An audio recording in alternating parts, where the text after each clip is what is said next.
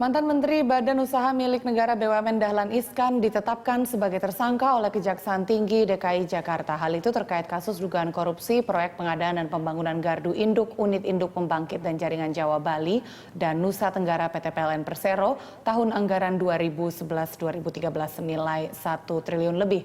Dahlan Iskan ditetapkan sebagai tersangka setelah beberapa kali dipanggil sebagai saksi.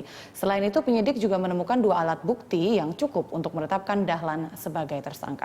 Penegasan itu disampaikan Kepala Kejaksaan Tinggi DKI Jakarta Adi Tugarisman dalam konferensi persnya di Kejaksaan Tinggi DKI Jakarta.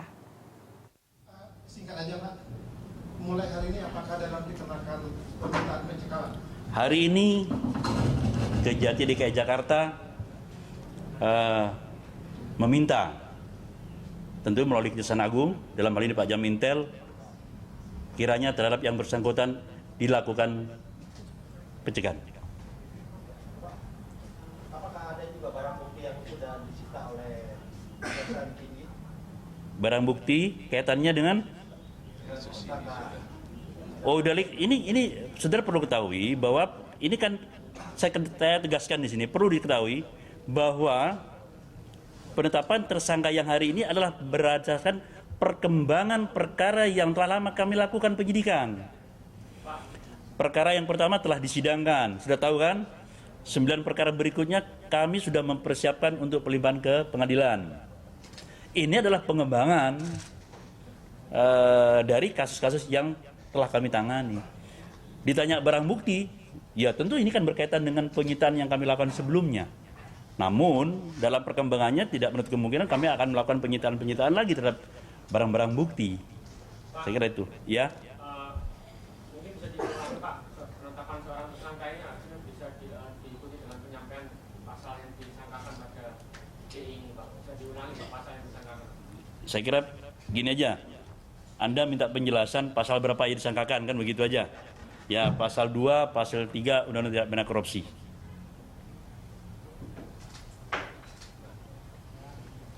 Ya, Eko. Bentar.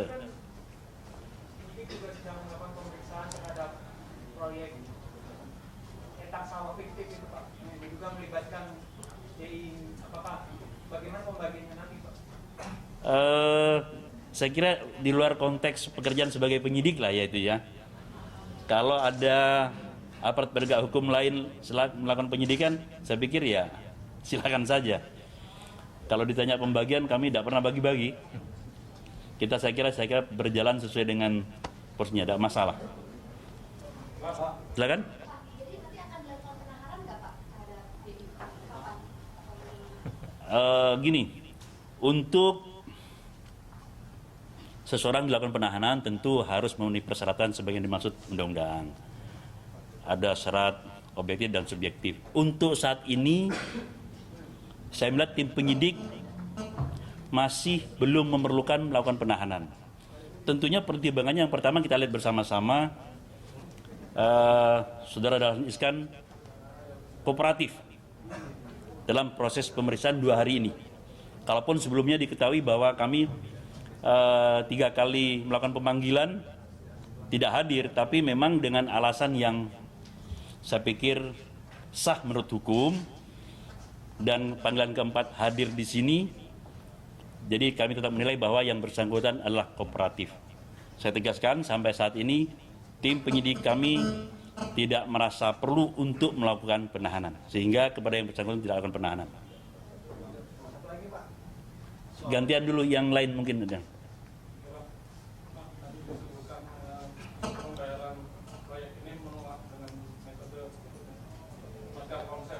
Onset. Tadi sudah disebutkan bahwa keputusan sistem pembayaran itu oleh Kementerian Keuangan. Apakah dalam kaitan itu karena sistem pembayaran ini bertentangan dengan Kepres, nantinya dari pihak Kementerian Keuangan juga akan dibantu?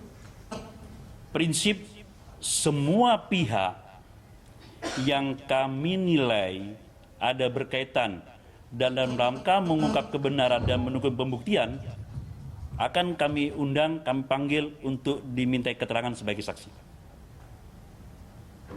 Menteri Keuangannya secara detail nanti KPK harus melihat perkembangan dari permintaan penyidik. Kalau tidak salah sebagai KPA di tahun 2011 dan Mutius ini kan ada beberapa tahun berikutnya berbeda-beda. KPA yang lainnya gimana? Jadi begini, jadi proyek ini KPA-nya memang awalnya Pak Dahlan Iskan. Kemudian sebelum proyek ini selesai diganti. KPA-nya pada saat itu dijabat oleh mantan Sekjen SDM, Waryono Karno. Ya, yang bersangkutan juga sudah diperiksa sebagai saksi. Tentu perkembangan fakta hukum ini setiap saat kita analisa dan akan kita tentukan perkembangannya. Termasuk PPK. PPK-nya kan juga dua dalam hal ini. Hengki Wibowo sama Yusuf Meran. Dan dua-duanya sebagai diketahui sudah kami nyatakan sebagai tersangka. Setelah ditetapkan sebagai tersangka, apakah tidak dilakukan penahanan terhadap Jawaban atas pertanyaan yang sama sebelumnya. Ini yang terakhir kali Pak. Apa? Ini hadirkan pada Tentunya masih sebagai saksi tadi. Ya. Dengan sudah beralih status jadi tersangka, ini agenda pemeriksaan selanjutnya sebagai tersangka terhadap beliau kapan kira-kira? Sesuai dengan jadwal yang diajukan oleh tim penyidik kepada saya, insya Allah nanti minggu depan sudah mulai dilakukan pemeriksaan sebagai tersangka. Hari hanya masih belum dipastikan, tapi minggu depan sudah bisa dilakukan pemeriksaan sebagai tersangka. Boleh tahu Pak, minimal dua alat bukti itu apa saja Pak salah satunya? Boleh tahu boleh, tapi di KUHP jelas. Namanya alat bukti itu kan keterangan saksi, ya, berkisar di situ. Ya.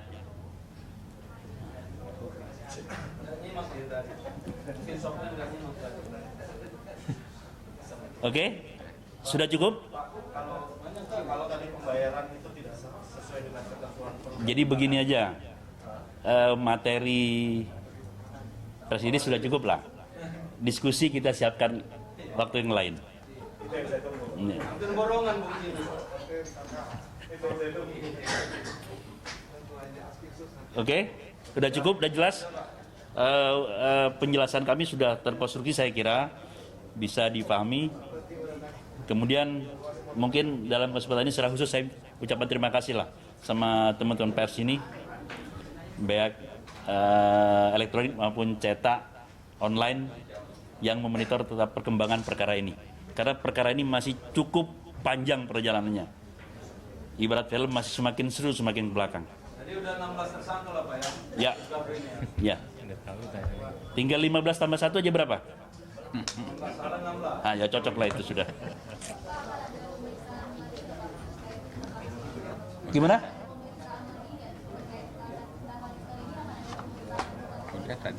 Sudah saya katakan untuk sebagai tersangka, tim penyidik menjadwalkan minggu depan sudah diperiksa. Ya. Tapi sebagai saksi juga tidak menutup kemungkinan akan diperiksa kembali karena masih banyak fakta perkembangan yang mungkin kita perlu minta keterangan.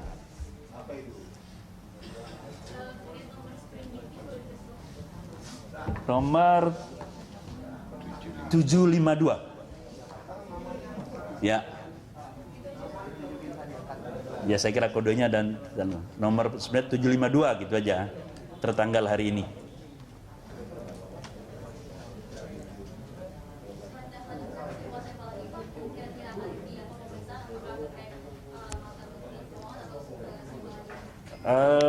Mungkin pokoknya ini masih penyidikan.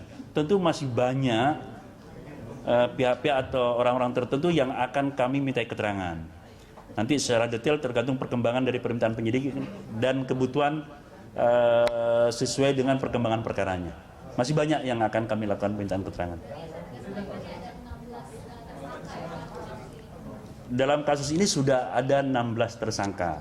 1 sudah sidang, Ferdinand Rambing, kemudian ada 9 tersangka itu sudah tahap kedua, Artinya penyidikannya sudah selesai, sekarang sudah ada di penuntutan, tinggal proses pelimpahan perkara ke pengadilan. Ada 5 perkara yang masih tahap penyidikan. PPK 2 orang, yaitu Yusuf Meran dan Hengki Wibowo.